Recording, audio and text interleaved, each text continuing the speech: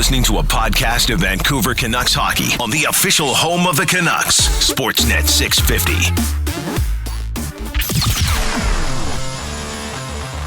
This is the Kintec Footwear and Orthotics Canucks postgame show. Donk with a shot from the line. Hit Kyle Connor, comes right circle. Blake Wheeler with a lane to the net. He scores! Blake Wheeler allowed to walk right to the front of the goal. As the Jets come up ice, Blake Wheeler scores, set up in front by Kyle Connor. That's Wheeler's fourth point of the game, his second goal. And the Jets take a 4-0 lead with 9:16 left in the third. With the instant reaction from the players and coaches. Into the slot for Matthew Perreault near circle. Appleton shoots and scores. Good screen in front by Adam Lowry. Mason Appleton beats Braden Holtby over the glove, and it's 5-0 for the Jets. On the official home of the Canucks, Sportsnet 650 and the Sportsnet Radio Network. Welcome to the Canucks Central Post-Game Show presented by Kintec Footwear and Orthotics, keeping you active on your feet for life on Sportsnet 650 and the Sportsnet Radio Network. Phone boards are open, 604-280-0650 or toll-free, 1-888-275-0650. Satyar Shah with Dan Riccio. Canucks lose 5-0 in Winnipeg against the Jets. 5 games remaining on the season. And Dan, you know, we've been able to talk about effort being okay on some nights and the team battling and all that sort of stuff. Not a lot of redeeming qualities from this one for this Canucks squad. No, in that third period, you can sense all of the weight of the last few weeks maybe setting in for this team. The back check on a couple of occasions, not really there. And, you know, it's tough. Like, there's a lot of reasons behind it. Some will call it excuses, but legitimately, you know, they've had a hectic schedule, and now you've got 7 games and 10 nights to finish out the season. Now you've got 5 coming up over the next week or so, starting on Thursday. But, you know, you get that win last night, and you don't see the same jump from the team in this one. They're officially eliminated from the playoffs. They have every reason to not have the same motivations that they normally would, but you still don't like to see it. And tonight there was just too many mistakes and too many moments where they were switched off, quite frankly, and missing assignments. And you know, the second goal, the first Wheeler goal, it's like, what's going on here? Like Wheeler, like Horvat's off in no man's land. Edler's frozen to his spot, trying to cover I don't even know what. And Blake Wheeler's just allowed a free chance on net. And it's just, what exactly is going on here? And I can't imagine Travis Green is going to be too happy with those types of mistakes. No, it was a listless performance in many ways, and you're right. It's, hey, sometimes you don't have it. It's okay. You're like, hey, you just don't have the energy to get to your spots, and when you kind of give in, yeah, maybe it's been a long season, but a disappointing game here for the Vancouver Canucks, losing 5-0 against the Jets. Not that it matters. I know a lot of fans, if anything, are saying, well, take the loss. It helps you in the standings as far as draft lottery luck goes and ensuring a top 10 pick. Let's welcome in Corey Hirsch into the conversation. And Hershey, Canucks lose 5-0.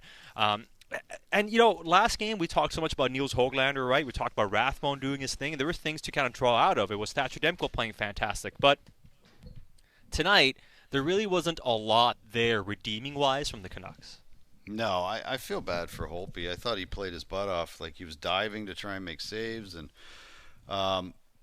just the team didn't have it. Anytime I've played on teams that made the playoffs, teams that didn't make it, and anytime you're eliminated, the game after you're eliminated is usually just a downer because you're like, well, what am I playing for?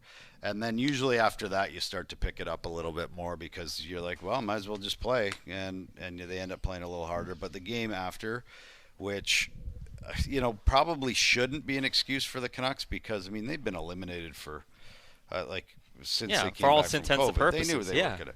But it's that mental block that, you know, you still have a chance until you're mathematically eliminated. And until you are, guys, it's just how we're wired. But, yeah, I expect a better effort in the next couple of games just because guys don't want to get embarrassed. And that was always the thing that towards the end, if you didn't make the playoffs, it became embarrassing. Like, tonight's embarrassing, and these guys have pride. So I expect the next game to be a lot better. But usually, yeah, the game after you find out you're officially eliminated is usually a stinker, and that was tonight. You know, we're getting some texts saying Holtby was not good tonight. He couldn't make a save. No.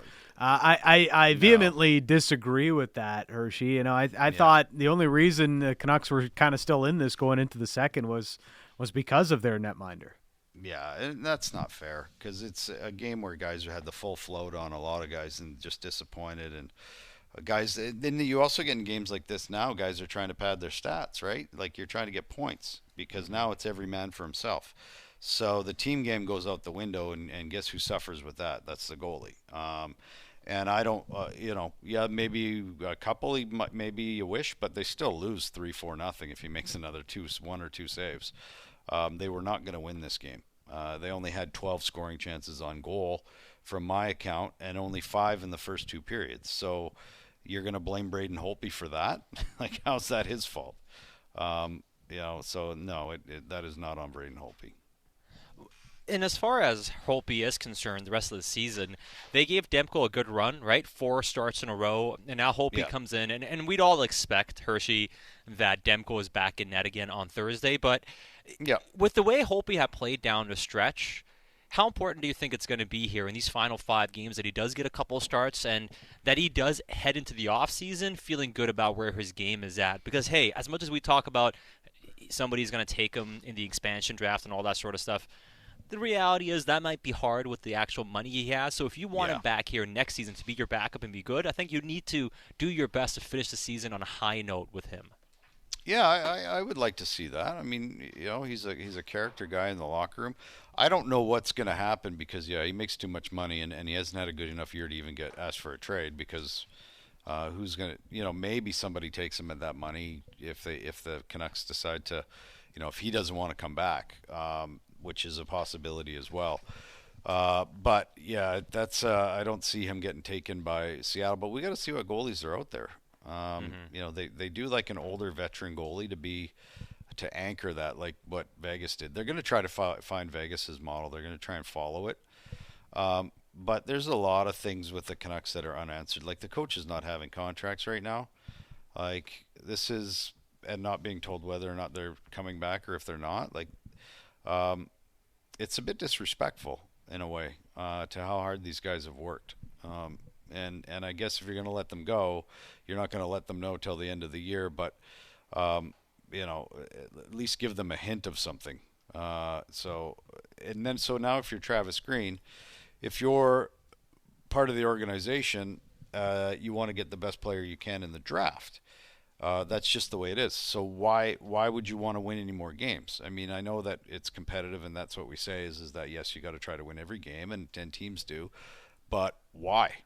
Because you're not in the playoffs, so you might as well try and get the best player you can in the draft. So now you've got a coach though that doesn't have a contract for next year, and he's playing to keep winning. And which rightfully so should be his job, but there's a balance between organization and the job. So he's not coming back if the way it sits right now. So now he's in a catch-22, right? Like, obviously you want to win, but like you want to get the best player you can in the draft, and they're in no wins because they don't have deals and they don't even know what they're doing. So it's not a good situation for anybody.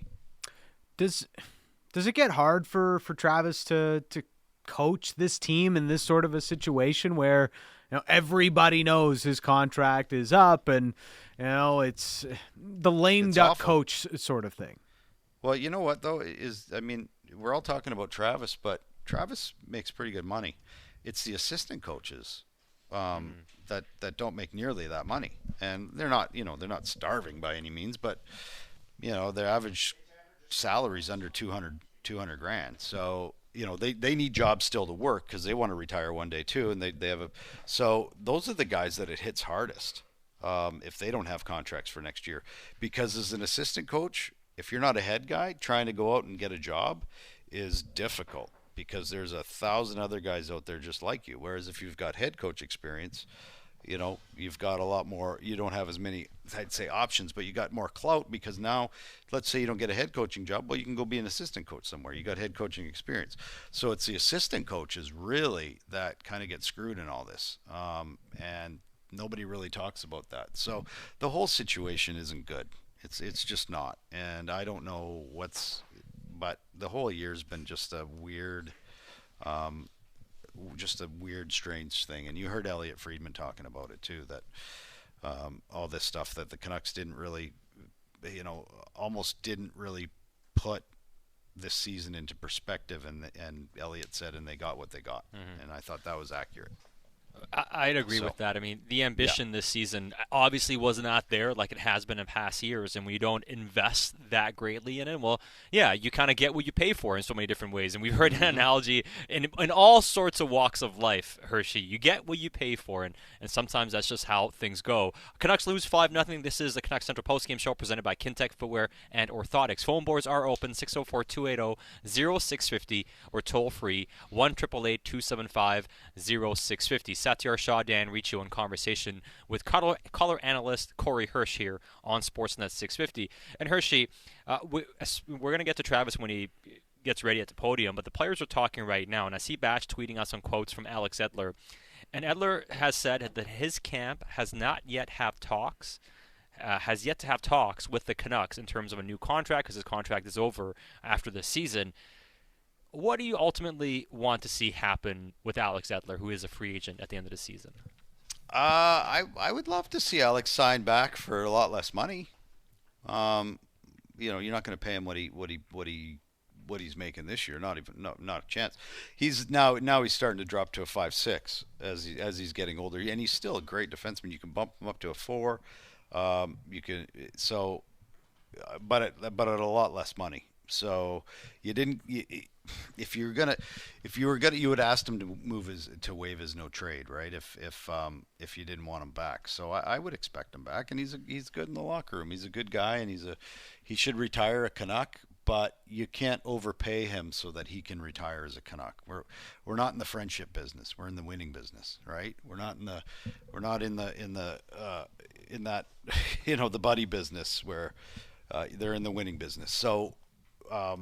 That's at the right price. You bring them back, but you've got to bring in Rathbone. You got to bring in Yolev. You got to still keep building towards the future, because I use this example in every show. Connor McDavid and Draisaitl, now 24, 25, are now ready to take a run at a Stanley Cup. They're 6-7 years in the league now. Quinn Hughes, was his second year. Brock Besser, the fourth year, right? So Pettersson, we got to be like 3 years from now, and I know nobody wants to hear that, but that's the evolution of players, and these young guys are the guys that you're going to go with to win a Stanley Cup. But you got to keep building with those guys, and you got to keep moving in young guys and keep moving out older guys. You guys see how fast the league is now, right? I mean, you see Colorado play. You have to play fast now, and if you're not going to, then you're going to be out quickly, because it's a young man's game, and 30-year-olds are not in the league anymore. So stop signing third and fourth year players for too much money and too much term that can't keep up. It's just the way it is. You need young guys on your third, fourth line that can skate, or guys that can skate and are good players. That's just the way the league's going. Hershey, always a pleasure, my friend. We look forward to chatting with you on Thursday when the Canucks are in Calgary against the Flames. 6 p.m. puck drop. Pregame gets going at 4. Enjoy your evening, and we'll chat again on Thursday, my friend. I will, gentlemen. I've got a golf game tomorrow, so pray for no rain. Please pray for me. Good pray luck, for God's... me for my game and no rain. How's that sound? That's we got to get you playing one day. Dude, listen, I love playing golf. I'm not very good at it, but I do love golf. So once the season ends, hopefully I'm going to get my notification to get vaccinated sometime this week. Nice. We will be out. We will be out, and we are going to go and play some golf. I am totally down. We got to help him find some new golf sticks, though. Yes, exactly. Okay, well, Yeah, we'll give you field hockky sticks Well, you can play that with. was a joke yesterday, Dan, because Hershey was talking about, hey, you know, Golf Sat, you want to help sticks. me out with you want to help me with my it. golf game? I need all the help I can get. I'm like, trust me, you don't want my help with golf sticks. It was a joke, as in like, you know, I'm not the guy that's going to help you with golfing. I should have never said anything. By the way, When a I joke got the goes bad wrong. I got the AstraZeneca. Wow, fine. Attaboy. Yeah, wow, Awesome, shocked. Hershey. Yeah, so go get it if you're out Yes. there listening. Go get your vaccine. We need to get back to real life as Good soon as PSA. possible. Yep. You know it. Okay. Thank you. All right, Hershey, coach is up. Thanks for your time. Here's head coach Travis Green at the podium on Sportsnet 650. Will come from Brendan Batchelor. Hey, Travis, just start with your overall thoughts on the game tonight. I think it's pretty obvious. There's not a lot of good things to find in that game from start to finish. We weren't good, plain and simple. That's a team, you know, they're a good team trying to get ready for the playoffs, and we weren't up to that level tonight. How important is it for you guys to limit some of the quality scoring chances like you gave up tonight to give your goaltenders a chance and help them Yeah, I out feel a bit? bad for Holtz tonight. I mean, we're in our zone a lot of times tonight. We weren't good in any areas of the game. When you're not good in any areas, you're gonna give up a lot of chances. We'll go next to Ian McIntyre. I'm guessing, Travis, that you would probably say this has been your most challenging season as a coach. Do you think this is going to be the most challenging time of that season, trying to keep guys engaged here in the next week? Well, we'll see. I hope not. But you know, when you're playing teams like this, their intensity level's high, and that's, you know, it becomes official last night. Were we a little tired? Maybe, but for me, your intensity level has to be high to play at the level needed at this time of year, especially against teams that are playing with that emotion, that intensity, that competitiveness. And if you're not quite there at that level, you're going to look like that. And, you know, that's just the way it is. There's no hiding it. That's the fact. And we look like we were a day late, dollar short everywhere. Our passes, even getting a puck behind them and dumping it was a task tonight. And when you do that, or when you're playing like that against a good team, it's not going to be pretty. I suspect we're going to spend a chunk of this next week talking about your young players. So I just want to ask you about one sequence involving Jack Rathbone tonight. Near the end of the first period, he made the move around Wheeler to draw the penalty. Wheeler didn't like it. At the end of the period, Lowry kind of took a run at him, a gratuitous hit because time was running out. What did you make of that sequence? And is this just something that Rathbone will have to get used to? If he's going to be a player who makes impact plays, he's probably going to be a target to some extent. Are you asking me what I thought of the hit? No, I'm asking you what you thought, what you made of that sequence. You know, Rathbone dangling a guy, and then there's a hit on him at the end. And I'm wondering if that is sort of a foretaste of what is to come for him in this league, that he's going to be, if he's going to be a prominent player, he's going to get a lot of physical attention from the other team. Yeah, well, that's the way the league is. If you're a skilled guy, people are going to try to hit you. He's watched Quinn Hughes for a while now. He's a smart kid. He knows that's going to happen. But you got to live it and you got to learn it. Okay, last hand raised at the moment is Ben Kuzma. One for me, Travis. Bo Horvat talked about as a young captain in the NHL. There's probably not another young guy wearing a C who has gone through as much as he has on and off the ice with this season. Yet he said in the same breath that it's up to him to lead by example.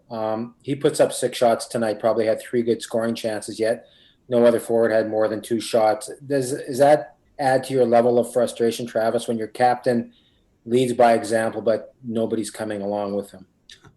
Well, first of all, it's easy to throw other people under the bus. I know our guys want to play well. They want to compete. They weren't good tonight. They're not trying not to follow Bo Horvat. He's a great young captain. I think he's been playing very well right now. He's on top of his game. He's a bull. He's always got energy. He's strong. He can play in these types of games. I thought tonight we had a couple players that looked a little bit in over their head. We had troubles on the walls, but Bo's a great captain, and these guys follow him, and he's a good leader. And if you're insinuating they're not following his lead, I think you're wrong. No, that wasn't my. No, I mean just to take his lead and see what he's doing, and try He's to. a good example. He comes to play every night. He plays hard, and he's going to be a great captain in the league for a while. Thank you. All right, looks like that's our last. That is Canucks head coach Travis Green after a 5-0 loss against the Jets in Winnipeg. And this is a Canucks Central postgame show presented by Kintec Footwear and Orthotics. Satyar Shah with Dan Riccio. And Reach, Travis was asked, about Bo Horvat at the end there, about how he is leading by example with his effort. And Travis isn't going to come out here and talk about, the players not trying. They just look like a team that didn't have it tonight. And the head coach isn't going to be dragging his guys at this point in the season, especially when they're all completely lost. But obviously, these types of performances, they're not going to be very exciting for the fans that are still watching. Travis could literally take out every player and tell you that they didn't play well tonight. Did Bo Horvat play well? No, he didn't play well. He had the awful mistake, missing his D-zone coverage on the second goal, had a couple of giveaways I didn't like. He was frustrated, slammed his stick, pulled the whole JT Miller type of thing, but it's going to happen. Bo Horvat is as consistent a player as there is on this team. Is there parts of his game that can still develop on the defensive side? Sure. But, you could point at any one of these Canucks players tonight and be like, yeah, they didn't play well. Bo Horvat didn't have a good game. Neither did Brock Besser. Thought Nate Schmidt wasn't very good. How far down the list do you want to go? We can name every single player on this roster. They didn't have it tonight. You want to get super upset and yell and slam the table, do whatever? Sure, go ahead. You're expending energy for what? They didn't have it tonight. They know they didn't have it, and they're cussing out themselves here in the postgame. I saw Tanner Pearson. We'll probably play that a little bit later on. But, they know they didn't play well. They didn't have it. Winnipeg, you have to remember, this is a big couple of games for them. Like, they have to start getting some momentum going into the playoffs. The Canucks have nothing to play for. They didn't match that intensity tonight. I'll give them the one-off, but I expect a better effort on Thursday. With the way this season has gone, I think the only thing we can kind of look at is give your best before the season is over. That's it. That's what anybody is asking for at this point. We'll continue this conversation. You want to grab a phone line, you can do so. 604-280-0650 or toll free 1-888-275-0650. Also hit us up on our Dunbar Lumber text inbox 650-650 as the Canucks Central postgame show continues right here on the home of your Canucks, Sportsnet 650 and the Sportsnet Radio Network. Now, more of the Kintec Footwear and Orthotics Canucks postgame show. Join the discussion. Text us at 650-650 or call us at 604-280-0650. This is the official home of the Canucks, Sportsnet 650 and the Sportsnet Radio Network. Here's a chance for Connor in alone on net down the left wing. He scores. Yonk with a shot from the line. Hit Kyle Connor, comes right circle. Blake Wheeler with a lane to the net. He scores. Plays back to the point for Jordy Van across to Blake Wheeler with a one-timer tipped in front. They score. As the Jets come up ice, Blake Wheeler scores. Set up in front by Kyle Connor. Row near circle. Appleton shoots and scores. Good screen in front by Adam Lowry. Mason Appleton beats Braden Holtby over the glove, and it's 5-0 for the Jets. Great. Not so great, but Josh Elliott Wolf always kills it back at the radio station. Satyar Shah, Dan Riccio, and this is the Canucks Central postgame show presented by Kintec Footwear and Orthotics, keeping you active on your feet for life on Sportsnet 650 and the Sportsnet Radio Network. You can grab a phone line 604-280-0650 or toll free 1-888-275-0650. But before we do that and play some audio from Canucks players postgame, Dan, let's wander into our Dunbar Lumber text inbox 650-650. It's always interesting to see what comes into the Dunbar Lumber text inbox. Java with this on Alex Edler. The only way the Canucks re-sign Edler is a one-day contract to retire as a Canuck. Love Eddie, but it's time to move on and give the roster spot to an up-and-coming player. And Edler did mention that he hasn't really had any talks with the Canucks in his post-game availability. It's, you know what? Sometimes you just got to rip the Band-Aid off. And the more I think about it, the more I wonder if that's the best course of action for the Vancouver Canucks. Look, you don't want to easily part with. It's never easy to part with a franchise player like Edler has been for this team, and arguably, the best defenseman that's ever played for the Vancouver Canucks.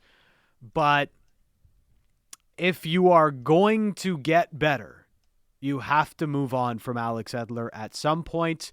And if that means maybe being worse next year, well, maybe you got to take one step back to take two steps forward. To me, it all comes down to money, right? Like, it really always comes down to money. But here's the thing. You bring Alex Edler back, and you don't have a guy who's better than him. Whoever the head coach is here next season, whether it's Travis Green or somebody else, they're still going to lean on Alex Edler. So you're right. Eventually, you do have to find that succession plan.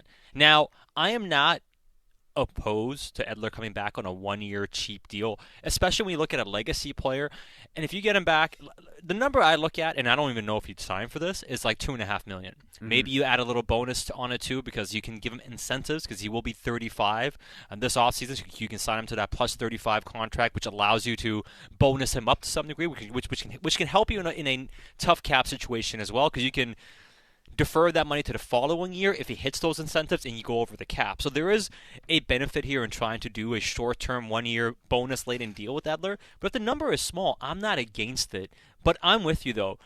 The fact that they still haven't found a player to succeed Alex Edler is a big issue here. And as good as Jack Rathbone might be, can we expect him to play those minutes next season? It's a big ask for a young player. And one, do you want to put him in that spot just yet? I'm not sure. Torgy in the Dunbar Lumber text line, love Greener. He never calls guys out, throw them under the bus to the media. That being said, I truly believe it's not all roses in the room after a performance like this. Love him as a coach and the way he handles the team. I've often said this, Sad, even on our show, The People Show, 3 to 7, Monday through Friday. But one of the best qualities of Travis Green, and he's got a lot of them, but I really think in a Canadian market, it does matter how a coach handles the media. And Travis, we may not like that he doesn't give us a ton sometimes, but he can be subtle with his messaging, and I think we've started to learn it a little bit over the years, but I do like the fact that he's not overt with any of his call-outs of his players.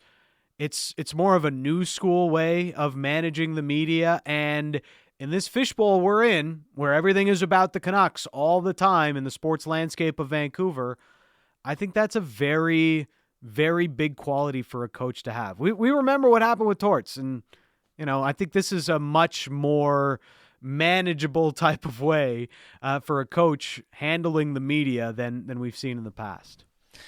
It is a big part of the job, right? And like, for instance, today we're going to play back some clips from Elliot Friedman, who joined us today on the People Show, like you mentioned, Dan, 3 to 7 Monday to Friday on Sportsnet 650, and just Travis's comments this morning during his media availability talking about his contract situation, and he mentioned how he's got a good relationship with Jim Benning and that he thinks they are kind of on the same page. And Elliot mentioned that kind of seemed like he's putting the onus on ownership. So even something like that, and I'm not saying Elliot's wrong because we all kind of felt the same thing, but even something like that gets dissected, analyzed, and commented on by insiders like Elliot Friedman. And that's just a small little sign of things. And he didn't even go off on a moment like that. So you're right, navigating the media, it's not the end-all, be-all for your job in a Canadian market. You still have to be a good NHL head coach for it to matter. But yeah, that messaging is a big part of your job in a Canadian market. And not just by the head coach. I'd say the same thing for the general manager. And as far as messaging goes with this team,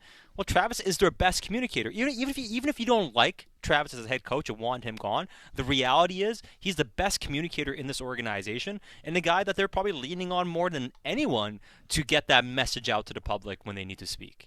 Because the GM's not great at messaging. No, and we saw that through the COVID situation with this team and how some of the communication kind of broke down in and around the roster at that time. Like, it's big what Travis does. I know people will downplay it, and you're right. It's not the be-all and end-all. You still have to be a good head coach, but I think part of getting players on your side and getting them to play for you is the way you handle that part of the job, the media part of the job. And everything I can gather from in and around Canucks players that have been under Travis Green, and one of the reasons he's very well respected around the league as well, is because of the way he handles his players and how he can be hard at times maybe, but he's always fair about situations is the most common answer I get when I ask people about Travis Green. Yeah, and that is probably one of the strengths that he has. And if you look at how the league is moving, not only communicating with the media is one part, but also being able to communicate with your players too. And ultimately, we will see what happens with head coach Travis Green as we move on here.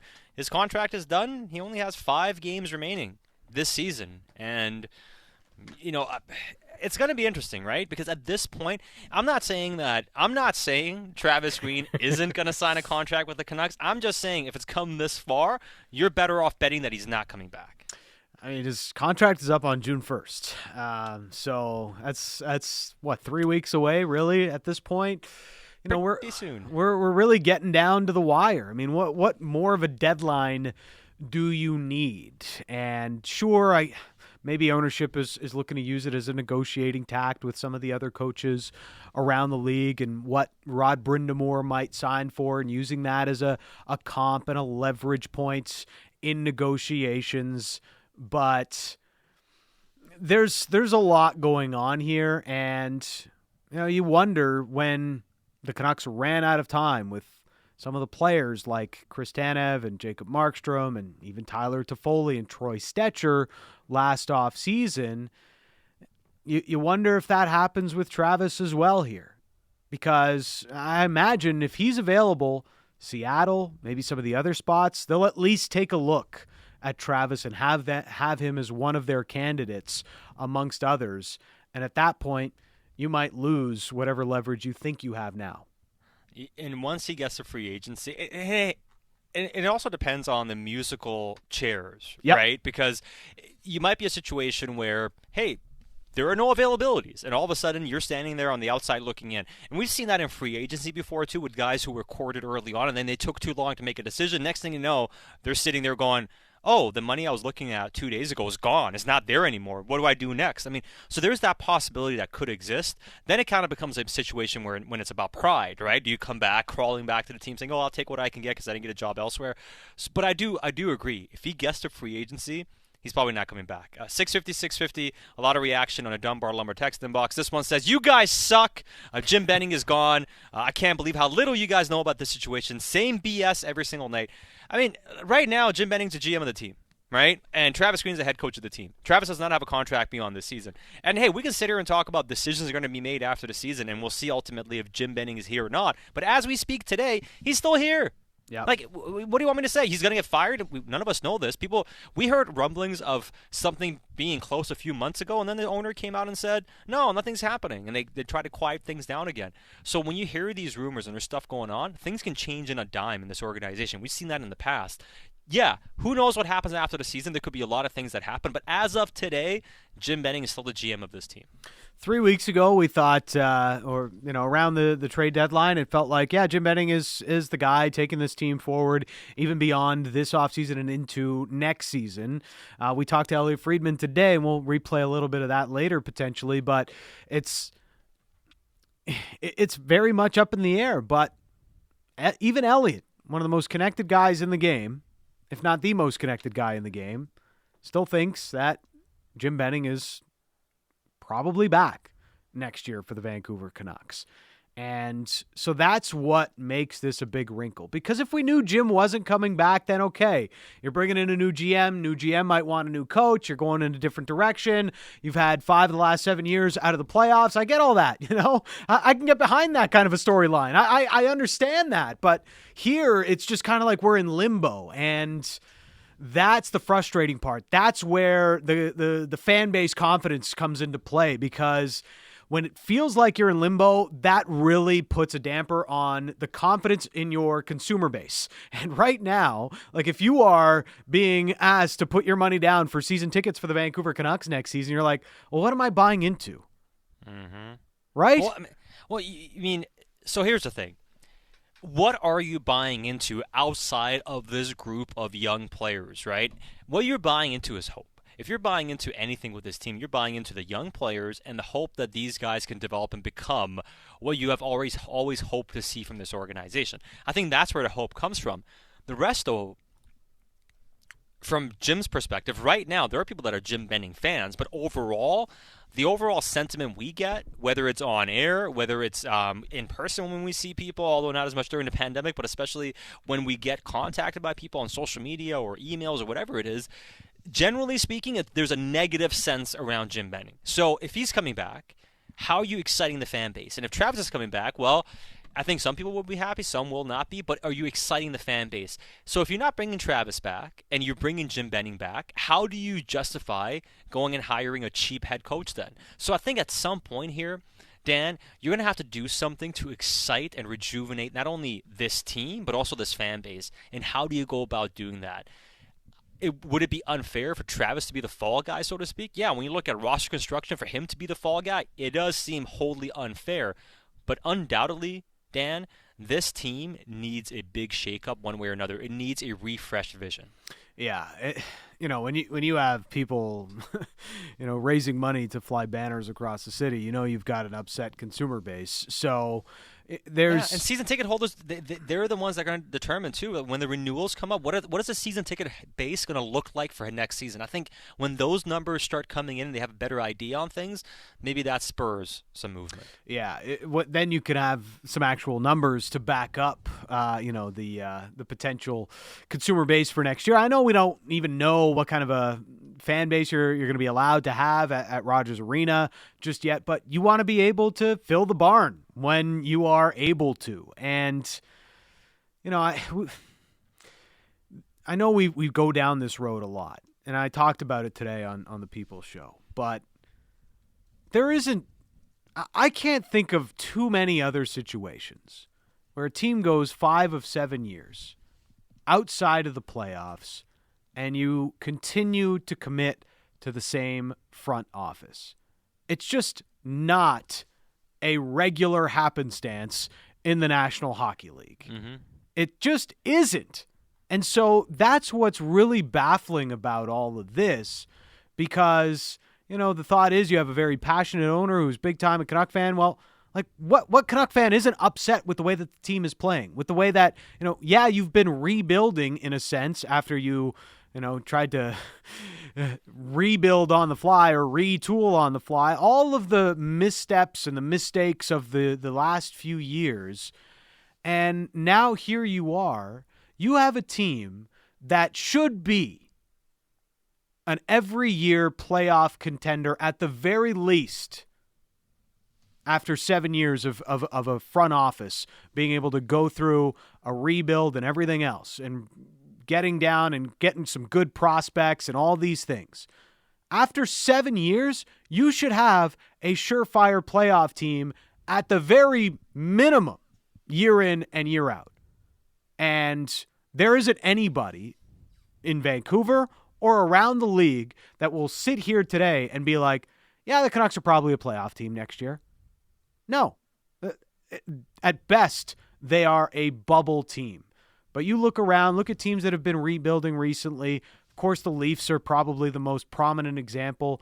But, that's a team that's not going to miss the playoffs. I know last year they technically missed because, they lost to Columbus in the play-in. But they weren't going to miss the playoffs last season if everything was normal. This is a situation where you should at this point be, at least my standards, be a shoo-in for the playoffs every single year. And this team isn't that, and that to me is on Jim Benning. And are you still a year away from that still, right? Are you 2 years away from that? And, at some point you got to convince your guys that this is the place for you to win as well. And as much as you got to be patient, the thing is, when you don't have the success that you were setting out to have during this 7-year timeline, it gets harder to buy more time. And realistically, looking at this roster, I don't think Jim was wrong when a few months back he mentioned, 2 years from now, I think we can compete with this team. That's not necessarily wrong, considering what they have to do with this roster. You can't solve everything in one offseason. You probably need 2 offseasons to get there. But the issue is when you get to that second offseason, Dan, Bo Horvat's in the final year of his contract. JT Miller is in the final year of his contract. So if you're not winning then, what happens with those guys? Yeah. Not only, about trying to re-sign them, maybe they want to get more money to stay in this situation. Maybe they want to go elsewhere. If you're trying to keep this nucleus together, you are going to have to start yielding results very soon. This text coming in at Dunbar Lumber. Reach spewing again. Canucks will be a playoff team next year. Guaranteed. Book it. I'd love to have your confidence, man. I would absolutely love to be right there with you. But I look at this team. I look at potential solutions for the bottom six. I don't necessarily see them. I see a team that's going to rely a lot on Jack Rathbone and Vasily Podkolzin and adding to this group, and that's a lot to put on young players. You're going to expect a step forward from Nils Höglander. What do Elias Pettersson and Quinn Hughes do? Do they take the step that we thought they would this year? That's the thing about young players. They don't necessarily have linear progression. There's some ups and downs. Maybe you stall for a year. Even Nathan McKinnon had that. There's just so much. And the depth of it all is starting to really show. But also the fact that, you have too much wasted money still on this roster. And sure, nobody else in the league has the Luongo recapture problem that the Canucks do. That's a very Canucky type thing that you have to deal with. But at the same time, the Canucks should be in a position where they're able to add in an offseason like this. And they're not. And they weren't in that position last offseason. And quite frankly, that is just on management. We've been over this so many times, but it's still a debate for whatever reason. And I'd love to have the confidence to sit here and say, yeah, the Canucks are going to bounce back and be a playoff team next year. And I was as bullish on this team as anybody else coming into this past season. And I was wrong. And I'll say it. My confidence has been really hurt into the direction of this team after everything that's happened this year. I thought they were going to be better as well, Dan, right? And I've been skeptical of so many things for a few years here with this team, right? Like it's been two tracks. We talk about the drafting and development, which has been very impressive, right? We talk about some of the young guys that have come up, and then we're looking at some other things that haven't gone well. And I am skeptical about them being able to pull everything off. I know Tony Robbins on Twitter says, hey, they're a couple of buyouts away, a few signings, and a couple of bold trades from being really, really good. And I don't necessarily disagree with that sentiment. The issue here is, of those buyouts, of those signings, where's the ambition for this team? And I mentioned this a few months back when people were wondering, Dan, why are the Canucks not making moves and bringing a new coach in or making a new GM acquisition or making something happen? Why aren't they doing something like this season? And I said, they don't have the same ambition as Montreal does. They don't. Like, the Canucks this year have not been an ambitious organization. So if we're sitting here and pointing the finger at Jim, which I think it's fair, go ahead. But what is the mandate at the very top, and how much are those things going to change between now and this offseason coming up? And for those things that people mention, go and make these moves and buyouts and this signing and this and that, how much of that is going to be green lit? And who's going to be and does it matter who's in charge if the environment doesn't really change at the very top? I think those are the things that have to be taken into consideration as well. I'm here because, guys, I've made my opinion known on some of the moves Jim's made over the years. I don't need to revisit those sort of things. But you also have to be honest about the mandate that's being set in the environment that people are operating within. Because you can remove one guy. If that environment doesn't change, though, what hope do you have that a new guy coming in is actually going to be able to do all the things he sets out to do initially? Well, yeah, and you see that across sports, okay? Like, you see it all the time. Things have to be right at the top to trickle down to the roster and whatever field of play it is. It will be affected by whatever is happening at the top. And as we talked about with Elliot Friedman today, was this a throwaway year in the eyes of Canucks ownership? Maybe. Yeah, probably. And it's really played out on the roster that way. And that is above Jim Benning and whoever may be the GM of this team in the future. Mm-hmm. Ownership has to figure out what they want to be in order for those people, the management groups, the front office, to be in the best position to put the best team and the best product on the ice. you're absolutely right. A lot of reaction coming in on a Dunbar Lumber text inbox, 650-650. Phone boards are open, 604-280-0650. We'll go to the phone boards, come up in a second, but I like this text here from Michelle. I work in the leadership space, and I truly believe that Travis is an example of how to lead, especially the way he relates and understands young people. This is an intangible benefit to the Canucks as a whole that you cannot put a price on. Business owners who are really in touch with the pulse of the young worker, or in this case, young players, are poised to keep succeeding. I have never understood why he is not re-signed regardless of the pandemic or anything else. He is a perfect fit. It's so obvious, it is ridiculous. That is Michelle texting in about Travis Green. It's great points, and this is this goes back to what I've felt for a long time with Travis, and people will say, oh, he treats young players differently from his veterans. Look at what he's done with the young players that have truly come in and showed well, and really popped and showed that they can be players and play big roles on this roster. Quinn Hughes played it slow, eventually graduated him to the top power play unit, gave him big minutes. Didn't take that long. Jack Rathbone comes in here, gives him a little bit of a role in his first couple of games, starts to grow that role as he shows he can handle it. That's what it comes down to. Are you being fair with your players? And Travis, for my liking, has often been fair with his players on this roster. Well, and that's the big thing, right? And those are the conversations we're going to keep having as the show goes on. Get your thoughts into our Dunbar Lumber text inbox, 650-650. Let's go to the phone board, 604-280-0650, or toll free, 1-888-275-0650. We go to Vermont. Alan in Vermont is on the line. Thanks for calling in, Alan. What's on your mind tonight? Thanks. Well, I have a few things to say about Benning and Weisbrod. They seem to have had no plan along the way, going from season to season. Benning has consistently traded good draft picks for junior past performance. Lyndon Vey, Pouliot, Betson, Emerson Edom, Gudbranson, that disaster. They mishandled Bertan and McCann, who should have gone back to junior and then over to the AHL for a couple of years. Those guys should have been slated into a 5-year plan that would be put together a team. McCann could be our third center, etc. The mismanaging of the salary cap, mismanaging of expiring contracts by veterans. How many veterans have we been able to trade at the trade deadline? Either because we foolishly gave them a no-trade clause, or we just couldn't get it together. Even this last, I don't understand why Sutter wasn't traded at the end of this year, for instance. And lastly, we need to take a look at John Weisbrod's career, both what he did down in Orlando, what he did in Calgary.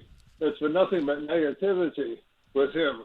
And he's been riding shotgun with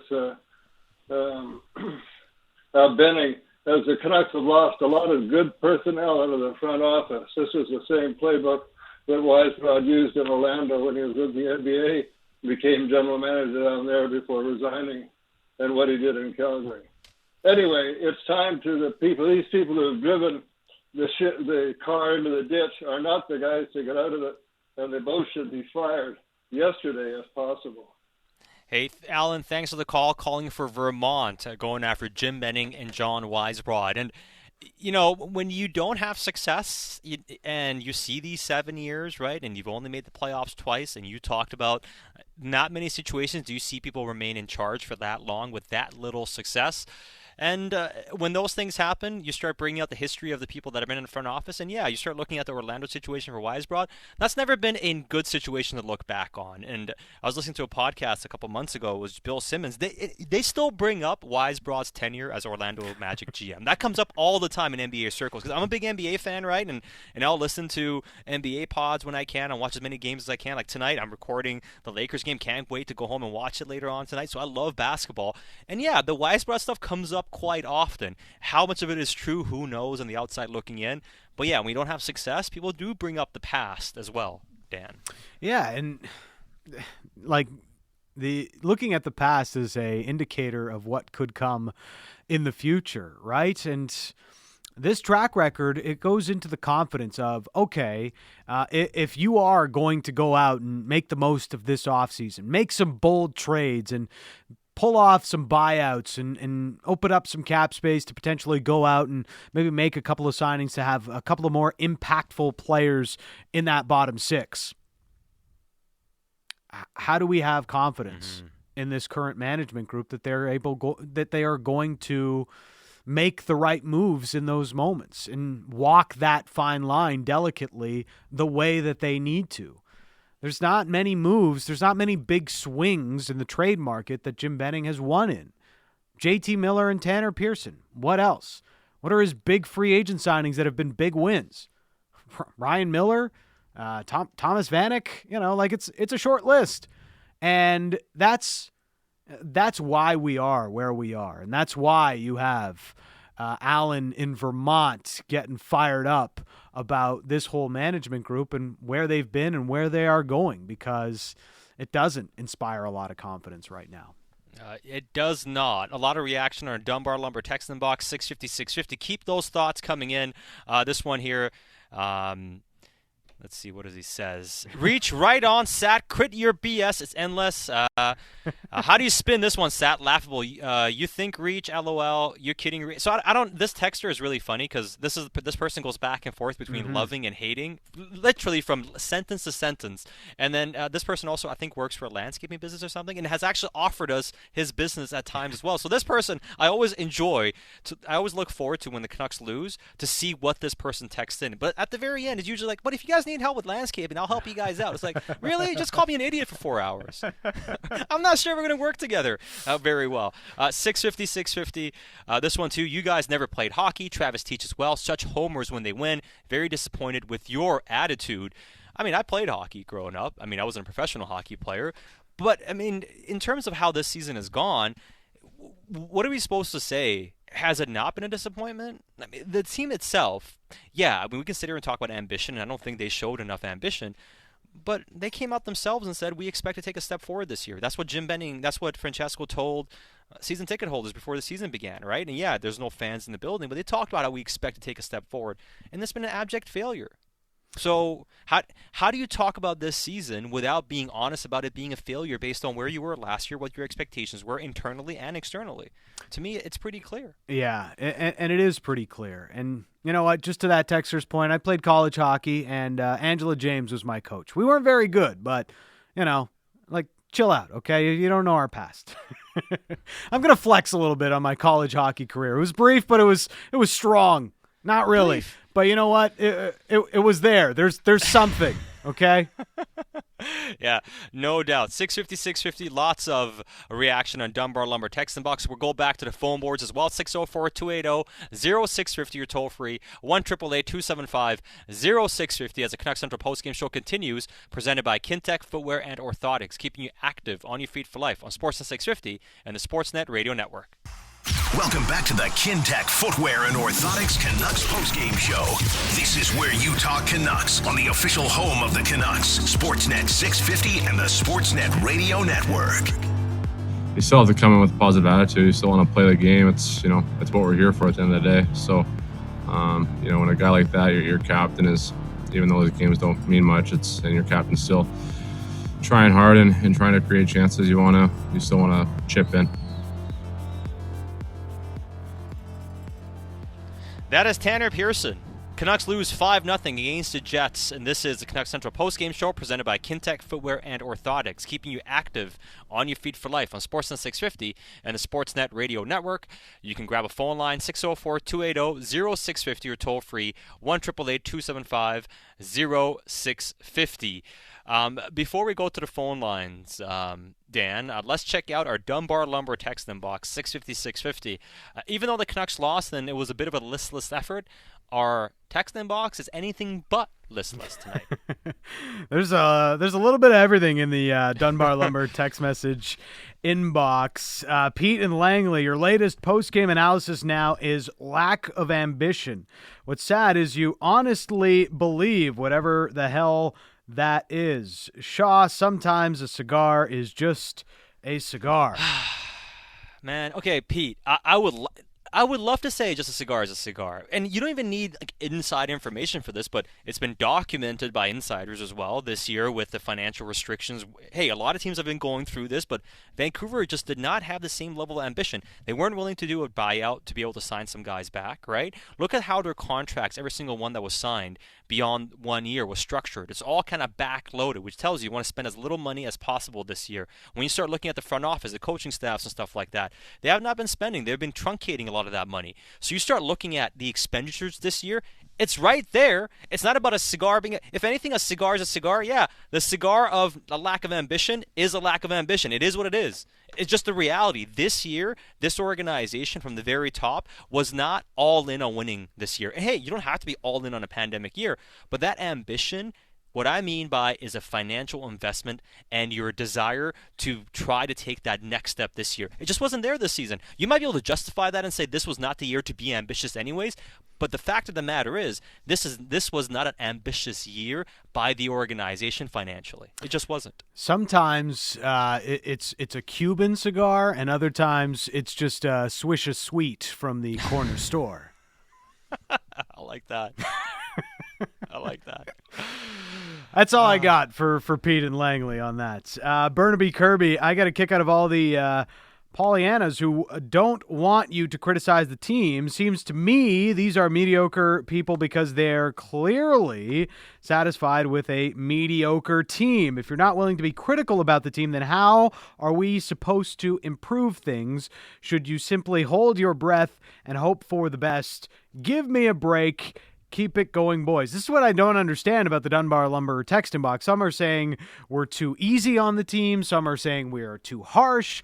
And some feel it's just right. Look, it has nothing to do with tonight's game. Tonight's game is a Tuesday night in Winnipeg that meant absolutely nothing towards the future of the Vancouver Canucks because they're out of the playoffs. And yeah, you're taking a look at some young players, but really, what are we thinking about? It's big picture conversations, and look, in the season that they've had, they're a bottom 5 team right now. How are we not looking at this and saying, what went wrong here? How did it go wrong? Where did it start? And how do you fix it? Because this team shouldn't have come into this season and been like, yeah, we might finish bottom 5. No, that wasn't in the cards. And I know a lot's happened, but give me a break. You have to think critically after a season like this. You got to be honest about what happened, and you have to look forward. You have to honestly evaluate, and maybe having a sobering season like this is exactly what you need to do the right thing long-term for this organization. Ultimately, will they do that?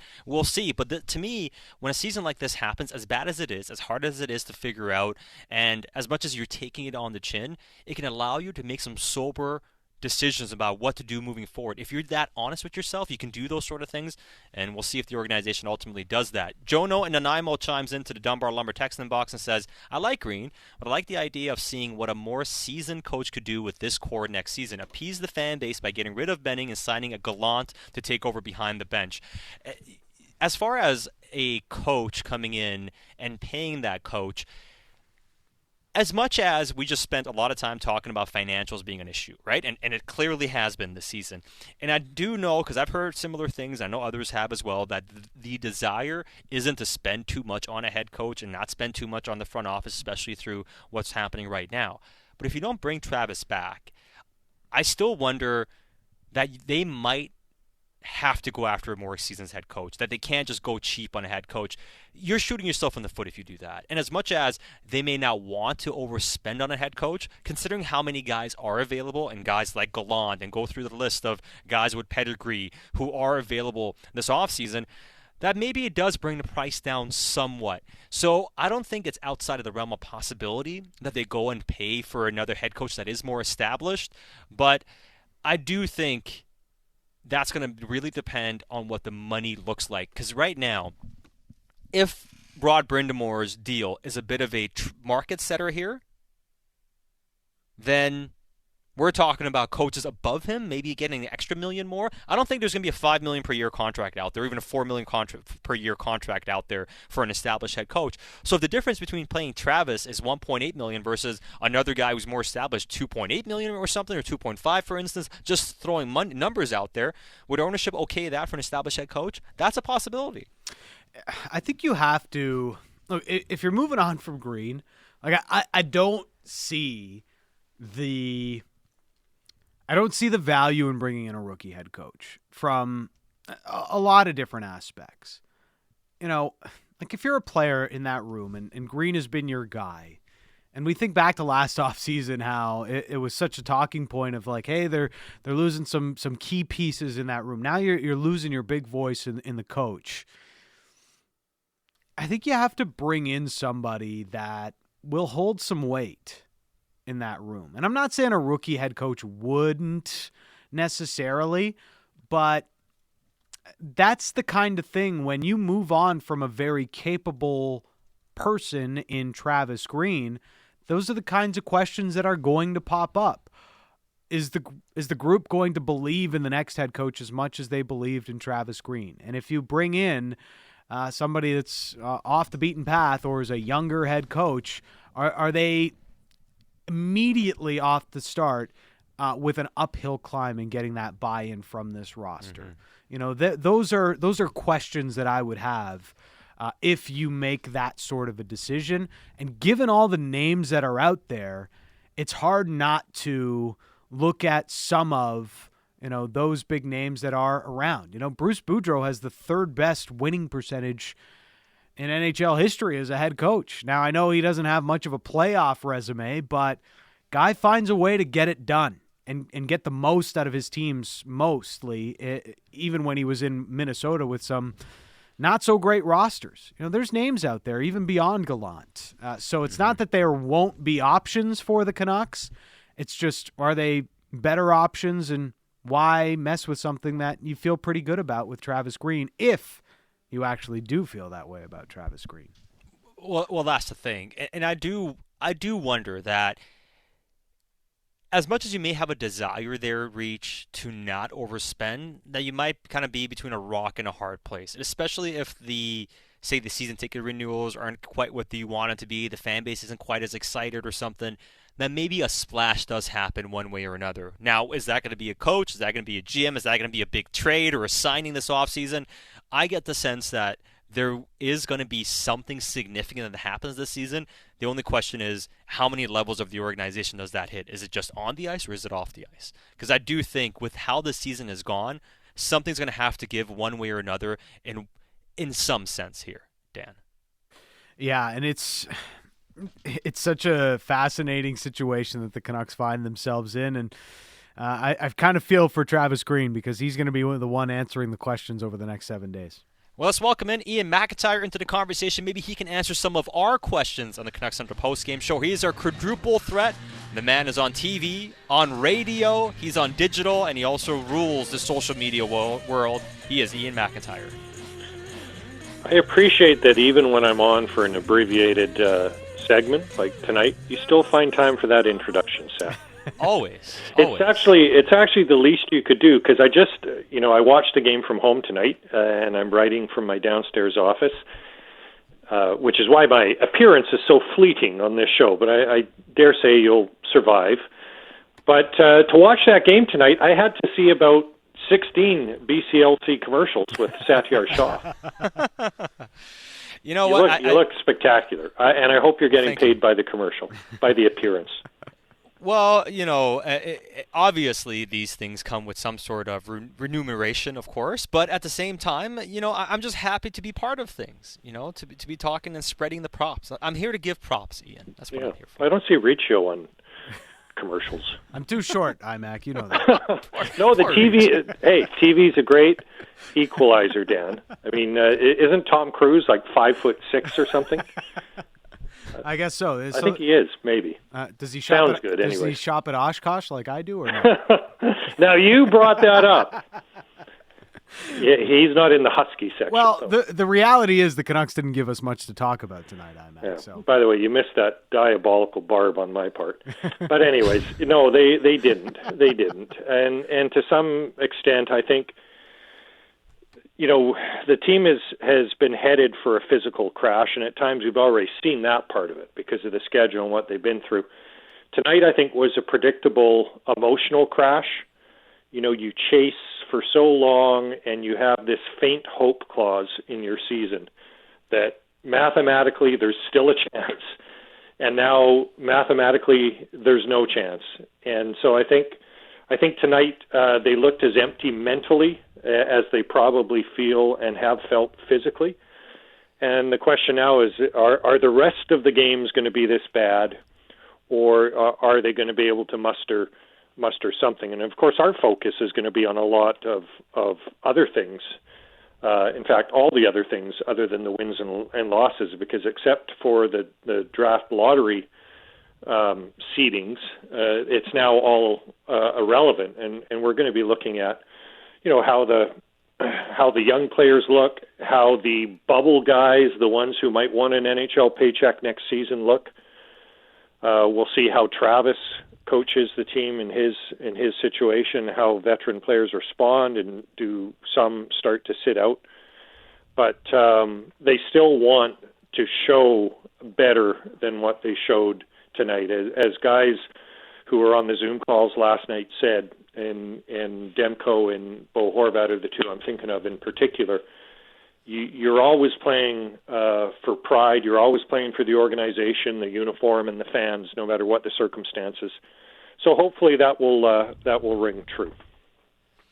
So, Ian, where do we go from here? There are 5 games remaining on the season, and tonight kind of looked like, whether it was back-to-backs fatigue setting in or them coming to grips with their reality in the standings, what are you actually expecting to see here from these guys in these final 5 games? Well, I like I said, I hope that they have a little more engagement and urgency than what they showed tonight. And you make a good point on the back-to-back.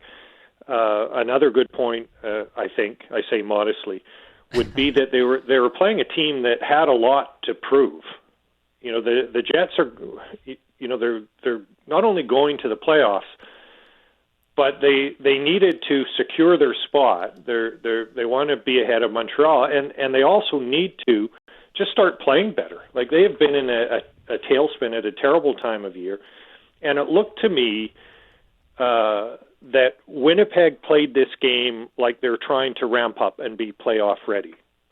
And they looked like an entirely different team tonight. So I think that was another part of the equation as well. But the Canucks, what do I expect?